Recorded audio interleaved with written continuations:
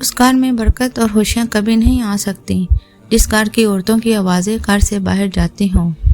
اللہ کا ذکر کرتے رہا کرو، چاہے گھر سے باہر ہو یا رستے میں، کیونکہ جس چیز کے سامنے اللہ کا ذکر کرو گے، چاہے وہ پتھر، پھول، درخت یا کچھ بھی ہو، قیامت کے دن وہی گواہی دے گا کہ یا اللہ، تیرا بندہ تیرے ذکر میں مشغول رہا کرتا تھا۔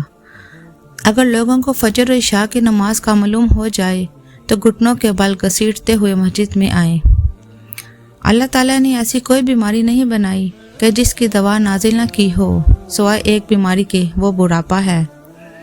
صبح کا آغاز صدقے سے کیا کرو، کیونکہ مصیبت صدقے سے آگے بڑھ نہیں سکتی۔ مسلمان کے مسلمان پر 5 حق ہیں: سلام کا جواب دینا، مریض کی عیادت کرنا، جنازے میں شریک ہونا، دعوت کا قبول کرنا اور چھینکنے والے کو دعا دینا۔